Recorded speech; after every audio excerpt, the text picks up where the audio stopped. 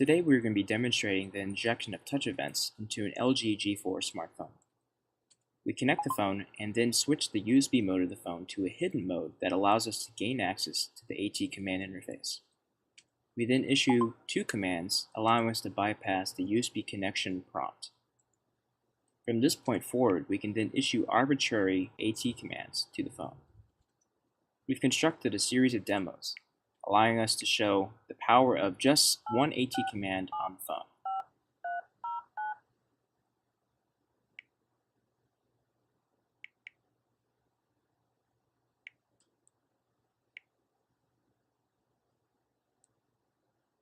Notice how USB developer options is disabled, and notice the version of Android we are testing on.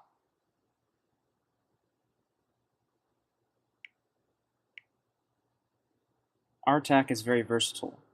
It essentially is a way of automating touch events on a phone without any user interaction. We are able to change arbitrary settings if we are able to navigate to them just like a user, and we are able to take pictures, save them, delete them, edit them, send them, just like you as a user of a phone would.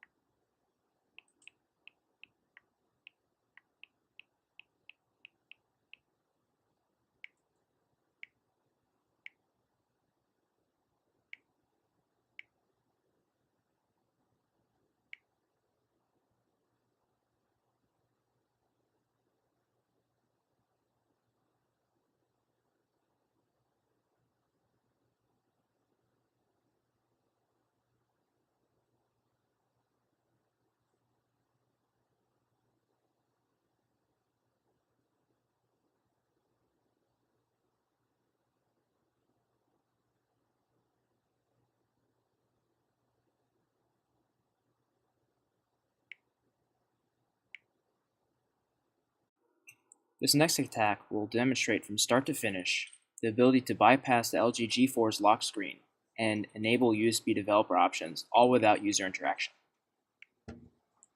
Notice that we typed in a passcode and it was incorrect. But even if we've forgotten the passcode, if we have access to the AT command interface, we can issue a special command that allows us to bypass the lock screen. Additionally, we can automate touch events to reach the settings menu. Go to Developer Options. Enable Developer Options, bypass any prompts, and then finally enable USB debugging, allowing us to get an ADB shell. From this point, we would be able to issue arbitrary commands to the phone with the privilege of ADB, but this includes the ability to install applications. For this next demo, we will be directly interacting with the LG G4 via the new AT command interface.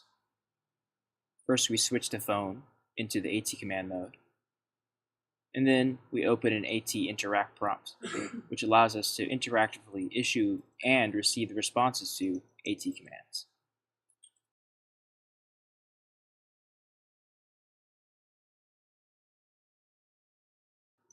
Once the prompt is established, we issue a simple command to get some information about the phone.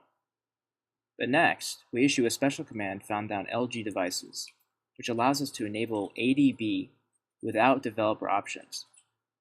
Notice on the right side, we are now receiving logcat data directly from the phone without having developer options enabled. This gives us insight into what's happening in the phone as we issue AT commands. The next command is the AT procat command. This was used by developers to view the proc file system to get insight into what processes are running.